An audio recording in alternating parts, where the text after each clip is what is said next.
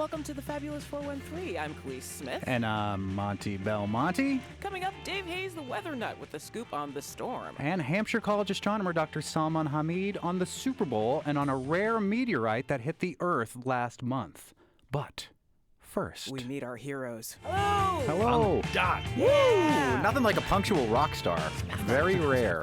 Theodore Francis Leo is an American singer and musician. He's been a member of the band Citizen's Arrest, Chisel, Puzzlehead, and the Sin Eaters. He's the frontman and lead guitarist of the rock group Ted Leo and the Pharmacists. And in 2013, he and Amy Mann founded the indie rock duo The Both. Although born in Indiana, Ted Leo grew up in New Jersey, graduating from Seton Hall and later the University of Notre Dame. Ted Leo and the Pharmacists was formed in 1999 in D.C. The group recorded 6 studio albums between 1999 and 2010. Ted Leo has also maintained a consistent presence as a solo performer since the 90s. Leo released his debut solo album, After All of That, The Hanged Man, on September 8th, 2017. The album was inspired by several years of career and personal hardships. As such, it's a beautifully brooding album with his classic combination of insight, empathy, and wit. Ted Leo comes to us to play Amherst at the Drake this Friday in a solo show and comes to you now on the Fabulous 413. Thanks for joining us, Ted Leo. Happy to be here. That was a very kind but extremely thorough bio. I don't know. We like to tell everybody everything about our guests and then just say, well, it's nice to be with you, and then hang up. Yeah, you got your 20 minutes out of it. But there's so much to talk about. We'll have a pile of things to talk about. First of which I wanted to ask you, you've been through, now 5 decades of the punk scene evolving and participating in it. What have you noticed about how things have changed? Well, there are currents that never change. There are kind of currents that, I guess, to belabor the current metaphor, flow like a little more deeply underground, that just kind of keep going and never change. And that's something that's always great to see. DIY shows, record labels, people being more explicitly engaged with politics and things. Those continue apace, but as time goes on, there's a lot that's still very satisfying to me about a real, just kind of simple, street punk, oompa drum kind of beat, oi, street punk kind of song. But it's you grow. I mean, everyone who's been involved in this for any amount of time tends to want to grow as an artist. And I was just talking with somebody about this the other day. It's kind of silly. Maybe not silly, but it's kind of hard to define, what is punk in quotes. And it's trite, but honestly, I kind of think it just does come down to intent in some ways, intent, attitude, because there's been music that has crossed into other genres, pushed the boundaries of what is such and such a genre, that it's hard to classify as anything but punk. So it might not be that most simple, distilled kind of form, 3-chord Ramonesy or oi band kind of form, but you would still have to consider it punk. The earliest and biggest example that I can think of is if you take the Clash, London Calling album, it's everywhere from reggae to acoustic guitars, etc. And that's all been in the mix since the beginning. So it's just how much you'd kind of choose to engage with it. But that doesn't really answer your question about how things have changed. I mean, I don't know. I don't really know, because even the things that I want to say have changed. They've always been there. Just bringing up the Clash, they were on CBS. They were on a major label. So you can't even say when everybody talks about the mid 1990 whatever being the year punk broke, when Nirvana and Sonic Youth got big and everything. It's well, there were always punk bands that were on major labels. They did their thing, and we who weren't did our thing. And it's that kind of push and pull has always been part of the ideological back and forth of that world that keeps it interesting and fresh. And as young people keep getting into it, they bring their own ideas to it, and etc. And I just talked a lot and didn't say. So I'm gonna stop, and I'm gonna, maybe you'll have something to pick up on. I think we got to there. I think we did too. I mean, and it's interesting to talk about punk because I think it was Ian MacKaye who said that punk is folk music, and there's a natural synergy between what people think of as folk music and what I think of and other people think of as punk music. Ian MacKaye of Minor Threat and Fugazi and the record label that I think you were on, Discord, and I believe his wife was in one of your bands previously. Yeah, I was never actually on Discord, but I did play. Amy Farina was the drummer in one of the earlier incarnations of The Pharmacist, and we remain friends. So I guess maybe a question to follow up on Khalees's question is, how have you changed? You know, and punk rock in the early days and is filled with a lot of aggression, and it's real fast and thrashy. A lot of your stuff can be considered like that, but a lot of your stuff is a little bit more contemplative, melodic, a little bit slower, but yet still brings up all the important political issues that folk music brings up, that punk rock music has historically brought up, that the Clash brought up. So how have you changed in your relationship to punk music over these decades? Ted Leo of The Pharmacists, who will be at the Drake in Amherst on Friday.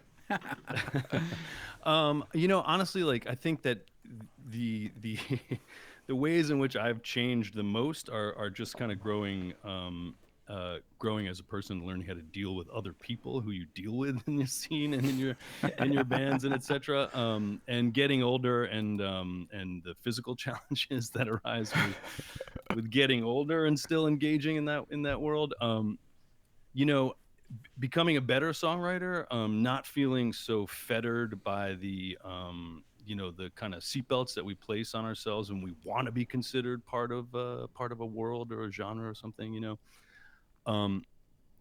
But I will say that having gotten into punk like early enough, when, for example, you know, reggae was a big part of it, and reggae is a big thing in my life and always has been.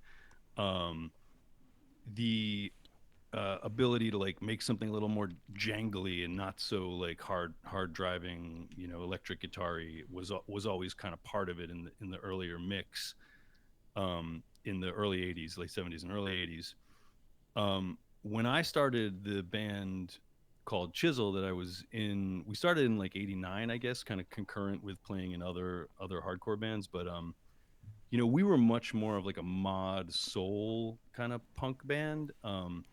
And we were only 19, 20, you know, but we were already like, we got to go back to the roots of, you know, like what we were first getting into, and like not be so hung up on the rules about hardcore and this and that, you know.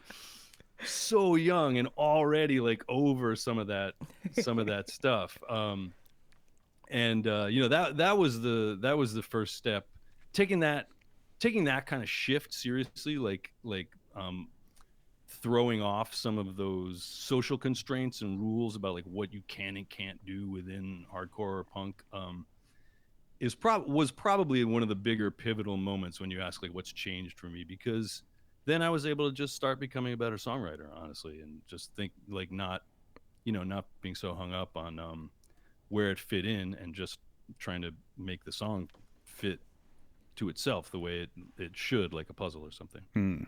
We're speaking with Ted Leo, who's playing the Drake in Amherst this Friday. I'm curious about how you choose collaborations, and not just with the both or with finding bandmates and The Pharmacist, but you were one of the guests on Steven Universe in a really great arc where Steven's learning to merge with everybody. We love Steven Universe. Steven Universe is some of the best programming that has happened in like the last 20 years. I advocate it to everybody. It's an incredible animated TV show if you've never seen it, and it's so good. It's so wonderful. So I had a chance to doubly fangirl out watching your episodes because I was already enamored with your work, and then here you are in another medium doing just as good work. But like that's a broad span of things, and like you've worked with Bill Childs and like doing stuff with WFMU. Like, how do you pick your collaborations? Oh, well, they just have to ask. Generally, like, noted. You know, just ask. I don't have like a list that that I have to pick from necessarily. You know, when someone, you know, when I meet someone who's doing something that I like, if they want to work with me, I'm usually happy to try and make it happen. With a lot of those people, I do have a lot of friends in the comedy world, and like I guess what used to be kind of considered like the alt comedy world in the early 2000s, from New York, who, you know, eventually everybody moved to LA and got involved in TV and stuff, and through a lot of those connections, yeah, I eventually like met Rebecca Sugar, who does Steven Universe, and she asked if I would collaborate. She asked if I would collaborate on a song with her, which then became that role of Stevens that you're referring to, the Steg merger. For those listening who aren't familiar, that's the name of the character, Stephen and Greg. Yeah. Steg. Where he gets a chance to merge with his dad. It's really sweet. Yeah, and his dad is played by Tom Sharpling, who's one of those kind of underground comedian people with WFMU that Amy Mann is tied into in no small part too. You know, she directed an Amy Mann video. So The Both is your band with Amy Mann. Talk about that collaboration. I think of Amy Mann as one of the finest American songwriters of all time. So tell us how that grew into its own independent project. Yeah, well, similarly, you know, I'm younger enough than I'm not young, but I'm younger enough from Amy that I remember Till Tuesday in the '80s, and and was a fan. But we became aware of each other's like solo work. I would say like around 2000 or something like that, and in just a kind of ever tightening like loops, wound up through that same kind of comedy world. It's always, interesting. People are like, how did you meet so-and-so comedian? And you're like, well, they're people, like they like music in the same way that we like, that we like these comedians that we're talking about. And so they, sometimes they would reach out and say, do you want to guest on this show? And both Amy and I wound up being frequent guests, musical guests on comedy shows. And that's how we met. That's how we really came into each other's like closer circles. And then we did a little touring together, and it was just this kind of ever tightening loop where, then we would, in the middle of the tour, like she would say like, oh, you should let me play on you with that song. And, maybe you can join me on this song. And so we started like playing together during each other's sets. And then that just became like, we should write some stuff together, which then led into actually making the album. Yeah, it's a great album.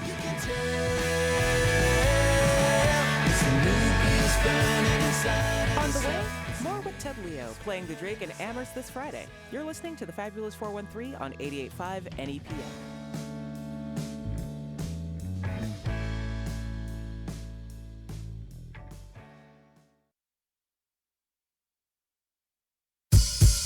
We're speaking with Ted Leo, who will be playing solo at the Drake in Amherst this Friday.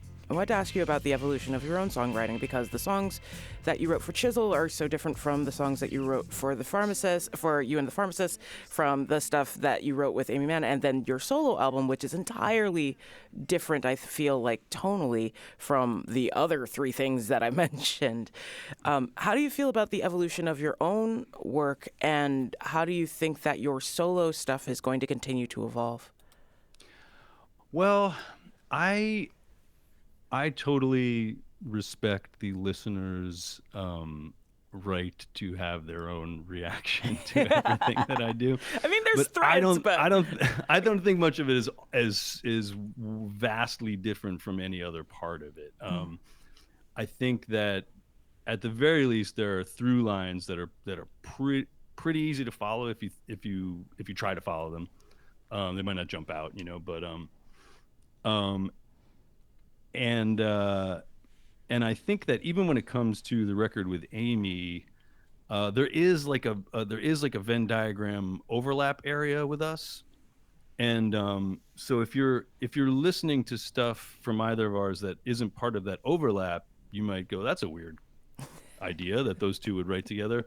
But there is an overlap area, and I think we kind of we moved toward that in our own songwriting, or I should say we were moving toward that in our separate songwriting, toward that overlap area, which led us to actually like go, oh, I wonder what it's like if we step into this actual overlap area, but I guess I agree with you tonally about if you're talking about the Hanged Man record, like, that's just I think that for me, a lot of my music gets interpreted as being kind of peppy and chirpy and happy because of the energy that I put into a lot of the songs. But thematically for me, it's usually not. It's like a lot of it is pretty heavy and dark. You know, it's for the last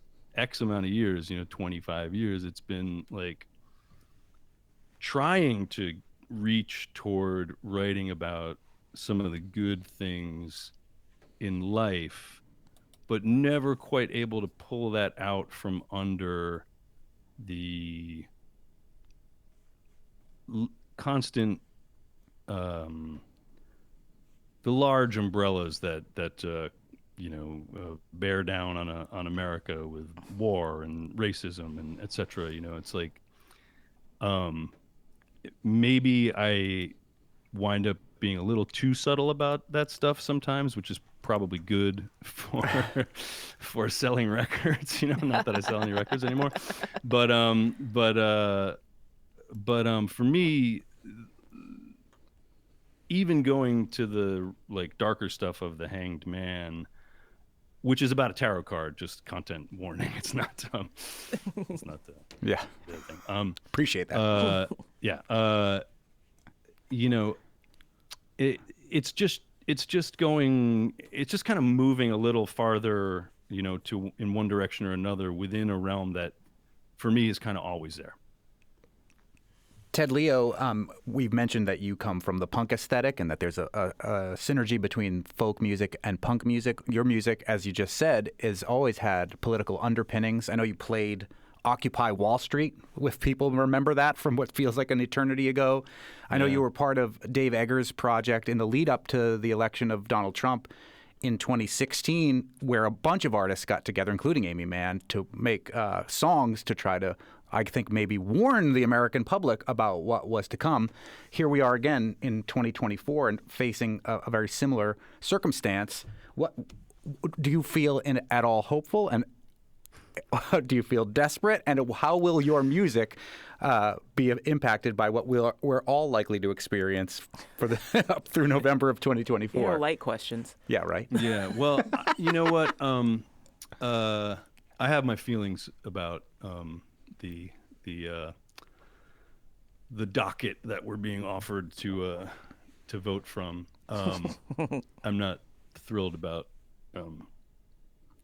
I'm not thrilled about the list, but obviously I'm less thrilled about half of it than the other one, than the other half.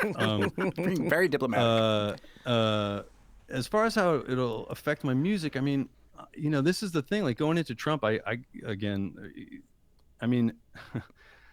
remember this back during the Iraq War too. People are like, well, it's times are tough, but it's going to be great for art. And it's like, man, when we're on radio, I want to curse at you so bad right now, and I'm not going to do it because that is not the way to think about this. Like it's not the way to think about it. Art is there to help you for sure, and you got to like let the artists do what they're going to do, but it's not a silver lining. It's like, or if it's a silver lining in your life, okay, but don't wish for it. It's like it's not the way to think about it. I agree. in a weird, like not quite sidestep, but like back to your songwriting, you've lived in a lot of different places along the East Coast. Do you feel that any particular area has influenced the way that you write and listen to music? That's a great question. I actually think that. So I spent I grew up in Jersey, right outside of New York, and I was in a lot of New York bands. And then I was in college in Indiana, spending a lot of time out there and with Chicago bands. I lived in D.C. for a long time. I lived in Boston for a long time. I lived in Rhode Island for a long time. I'm actually back in Jersey now. And in each place, I think that some of it probably is specific to the times that I was there. But New York, for example, in the 90s, part of why I was happy to not be there, part of why I was happy to be in DC was that as expensive as everybody rightly says it is now, like, it was already getting that way back then. And I just felt that so many people were just so money driven.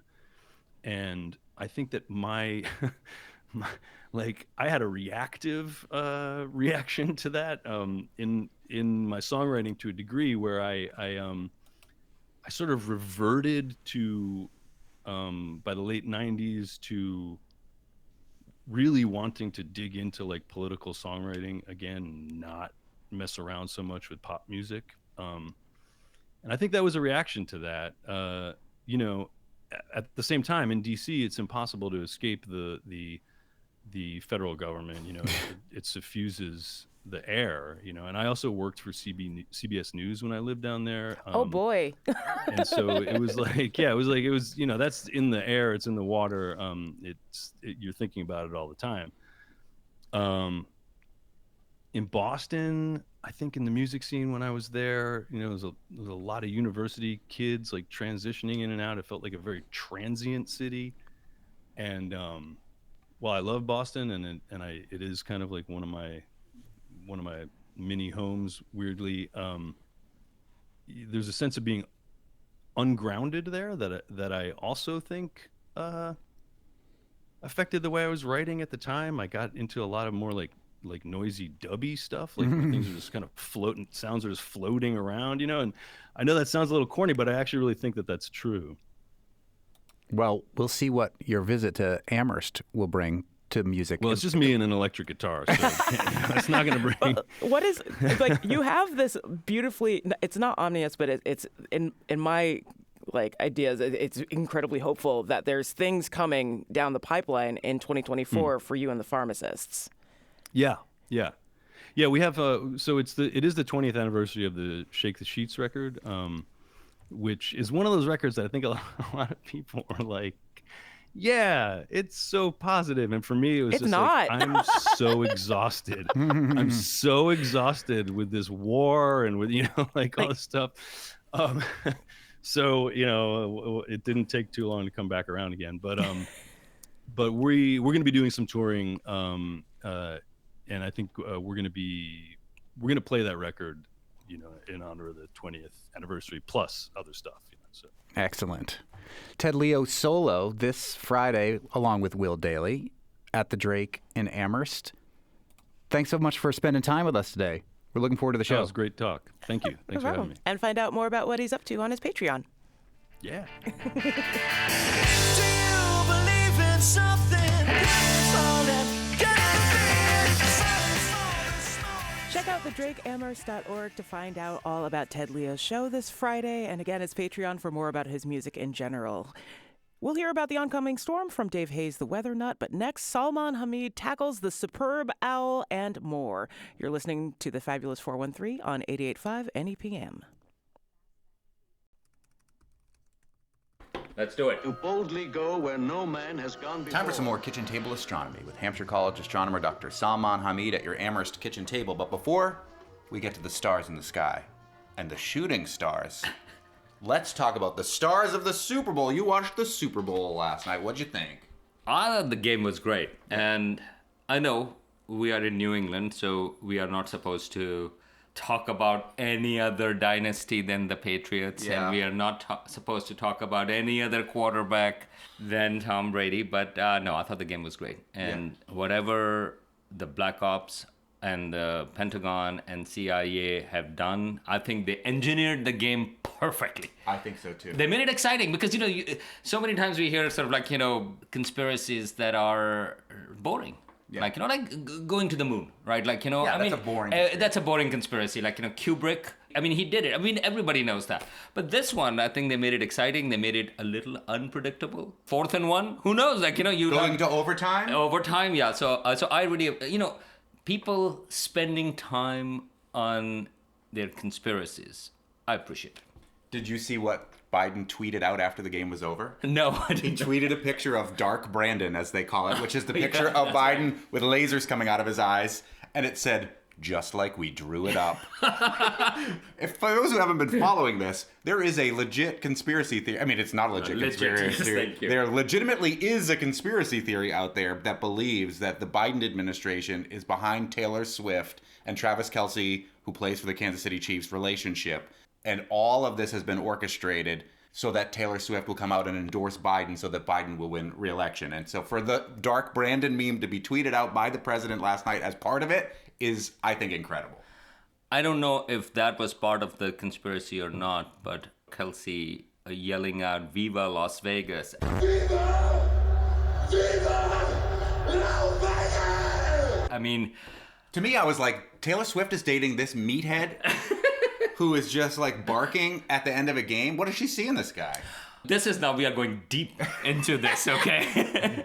Don't come after us, Swifties. But I thought that his version of Viva Las Vegas was a little bit inspired by William Shatner's Tambourine Man. Yeah. Mr. Tambourine Man! Did you like any of the commercials in particular?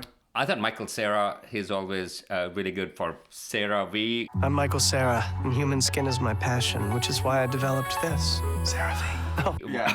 That was good. It was the only one that you can really remember what the product was. Right, but the Boston one, I thought that was really good. And I think funny. that might have been the best thing That of the was, whole yeah. night. The Dunk Duncan, Kings. that's right. I And thought Ben Affleck and J-Lo and Tom Brady and Matt Damon in there. Oh my God. Here comes the Boston Massacre!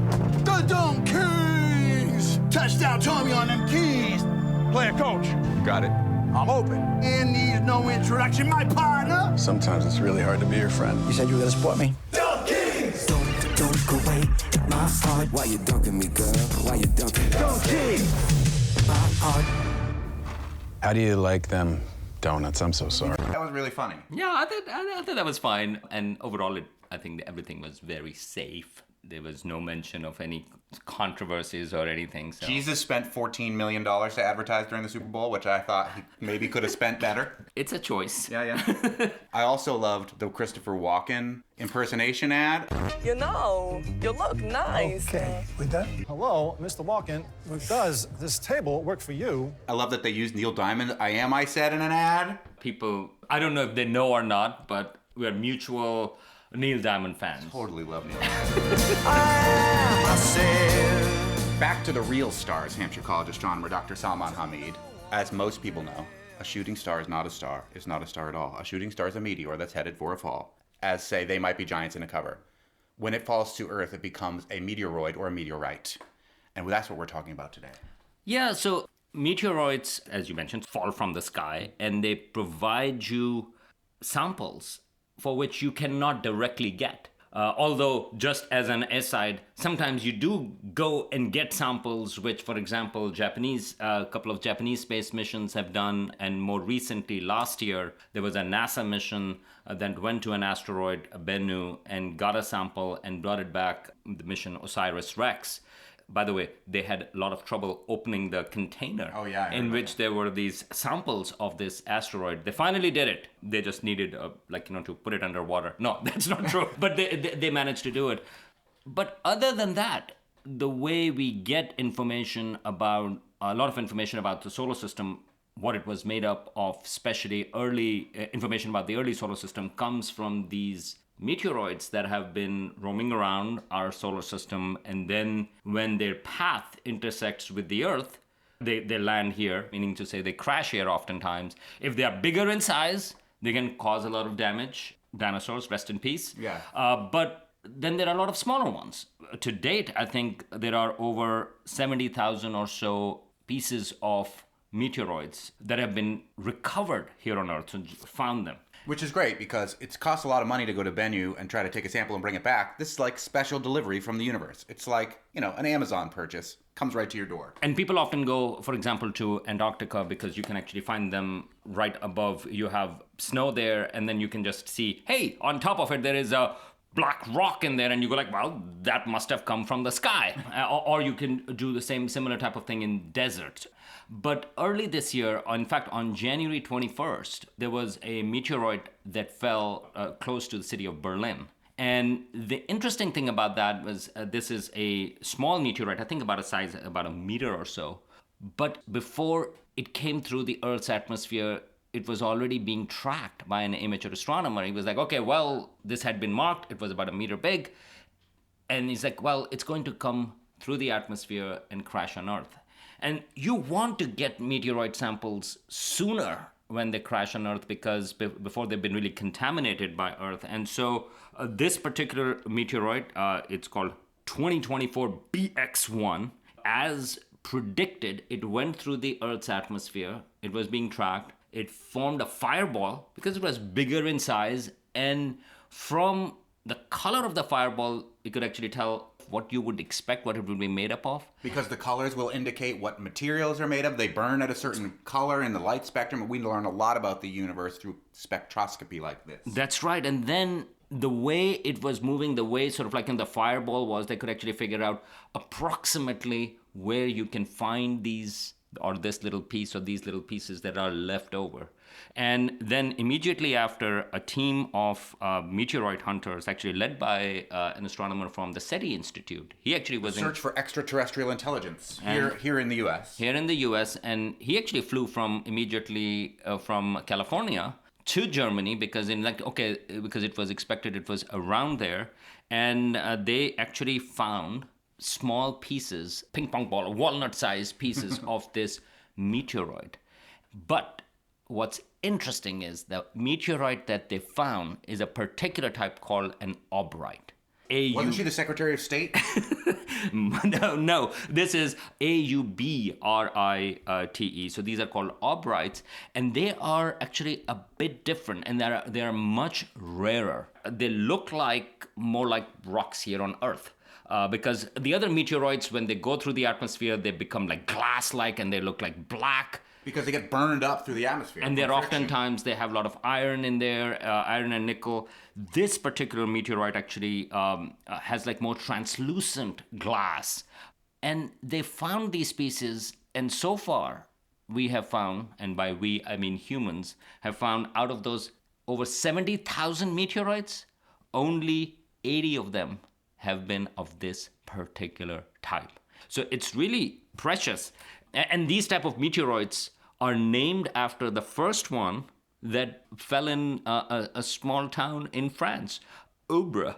It's A-U-B-R-E, but and I had to look for the pronunciation, A-U-B-R-E-S. And so my deep apologies to French speakers. I'm butchering it, but yeah. I'm not good with French either. So, and it fell in 1836. And I was like, 1836, what did people know? How did they find out? And it was really hard to find information about this particular history of this particular meteoroid.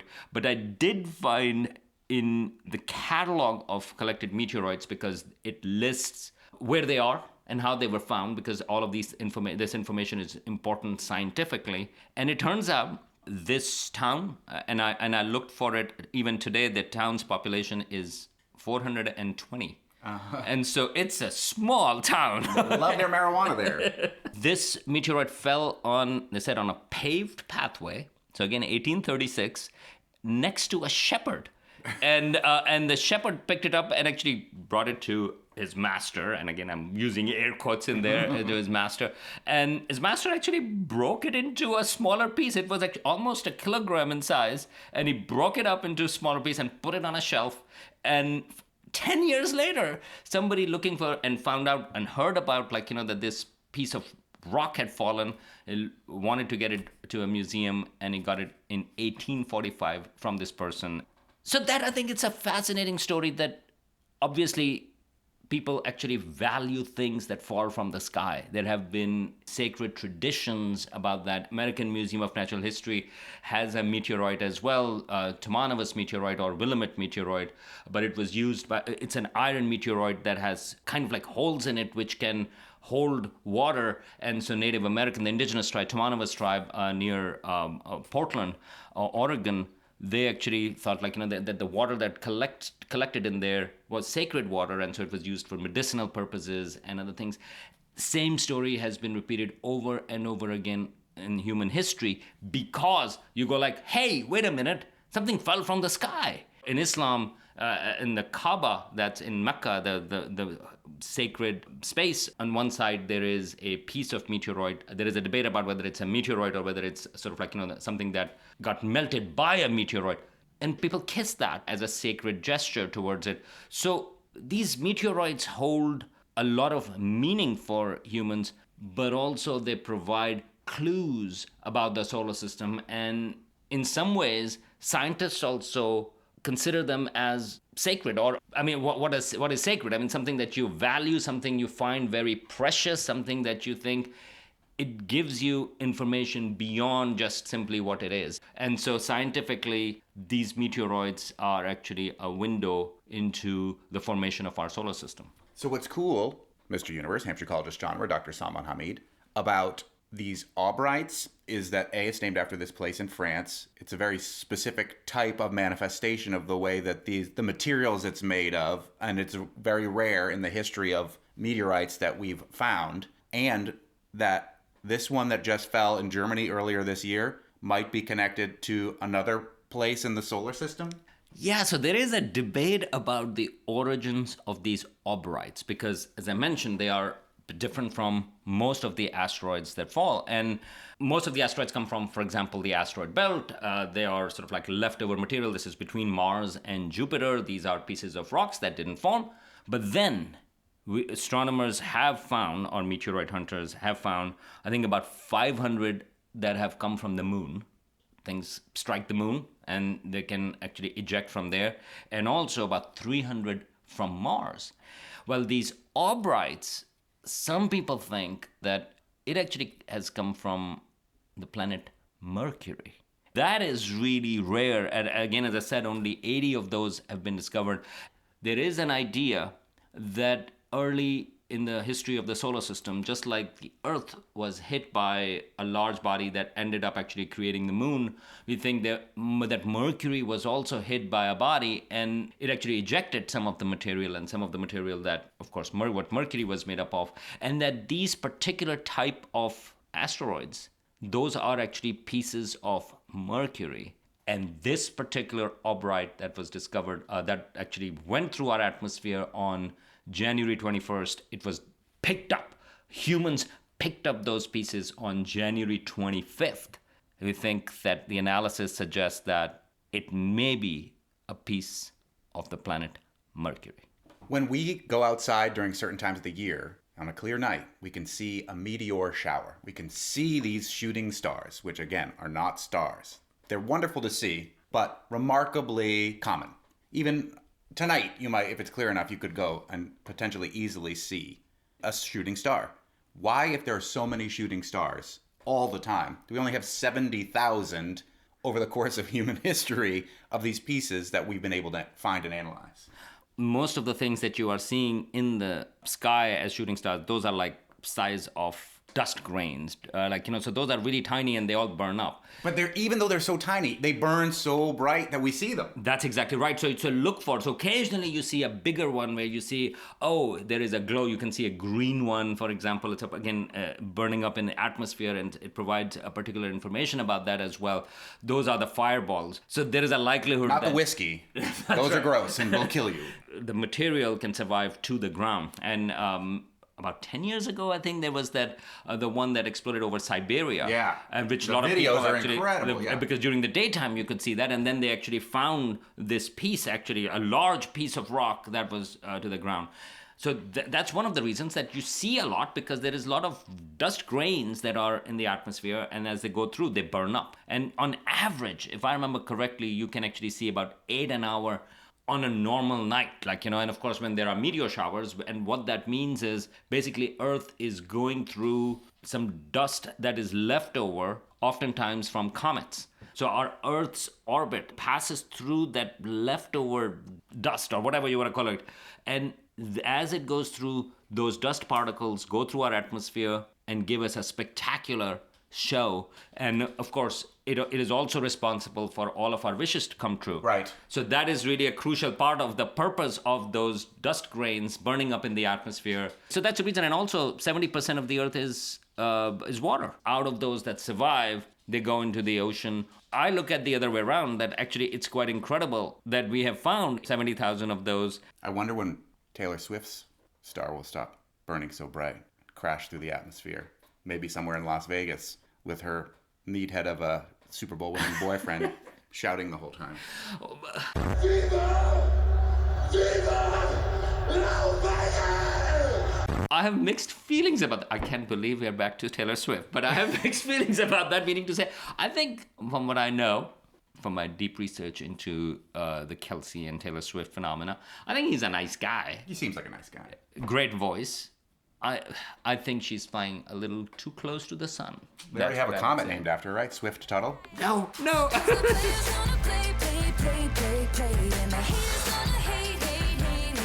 And now, somewhat appropriately, the storm. Weather is happening, and it's explained for us by Dave Hayes, the Weather Nut. You're listening to the Fabulous 413 on 88.5 NEPM. The Fabulous 413 podcast is funded by Northeast Solar, helping customers make the switch to solar for savings, energy security, and tax incentives. Learn more at northeast-solar.com. Catch All Things Considered right here on 88.5 at 4 o'clock. Hello. Dave Hayes, the Weather Nut.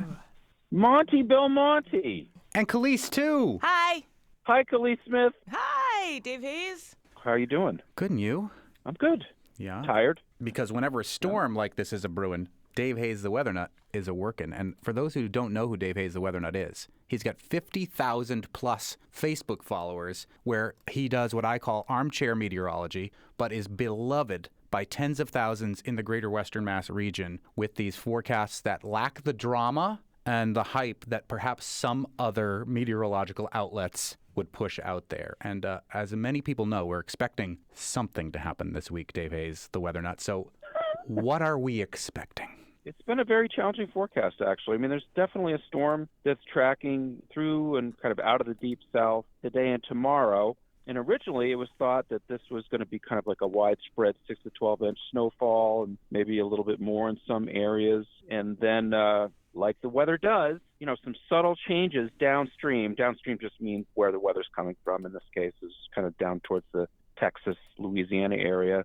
These subtle changes happened yesterday and kind of changed the thinking, and that the storm is more likely than not going to track more south than it was originally thought. So today's a nice day, and tonight's going to cloud up.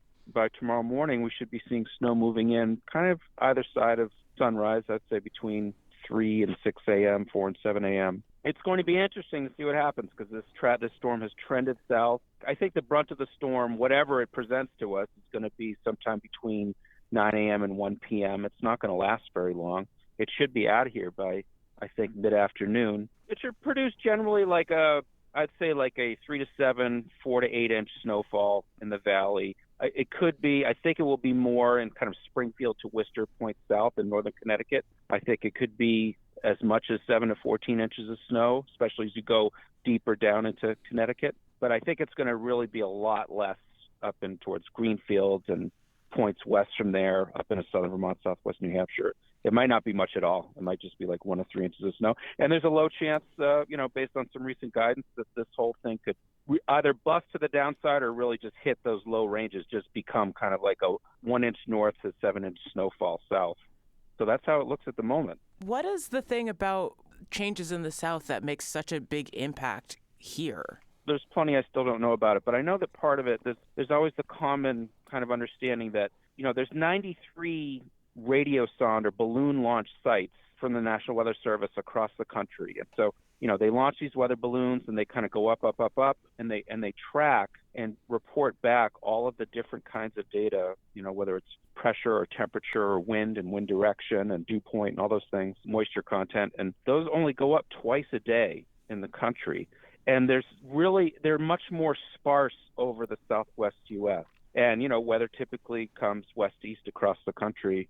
And so I think that might have played something into that, and that once that system kind of got further east out of that kind of more sparse data zone, some changes were noted to happen, and the storm could turn into not that big of a deal. But right now, I'm still holding on that it's generally going to be a moderate snowfall for most of us, and that northern Connecticut could and probably will see the most snow of anyone around here. Because Dave Hayes, the weather nut, loves snow. I mean, snow is wonderful. I love snow. We don't get enough of it in the triangle of disappointment. Yeah, you have called it the triangle of disappointment, where Western Mass, not necessarily the Berkshires, but the Valley in particular, where this would be getting less snow than maybe was originally anticipated. Dave Hayes, the weather nut. I love that you have explained to me why we live in a triangle of disappointment, those of us who live in the Valley. Can you remind our listeners why it is a triangle of disappointment for snow lovers? Well, it's only right, exactly. Yeah, that's the important modifier there for snow lovers, because it's the triangle of rejoicement for lots of people. Me, who do not like snow. It's a number of things. I mean, part of it just is the fact that we're a little more north, we're a little farther away from coastal storm tracks, but a lot of times it can be the difference of just the fact that the valley is a lower elevation area and it's flanked by hills, especially higher hills to the west, a little bit less to the east. The elevation factor, can sometimes mean it's snowing up in the hill towns and it's raining here. Other times, it has to do with just the general flow of weather across our part of the world, which is generally west to east. Let's say it's cold enough to be snow everywhere. Snow kind of comes over in a storm that's tracking more west to east. The hills, through a process called orographic uplift. Ooh.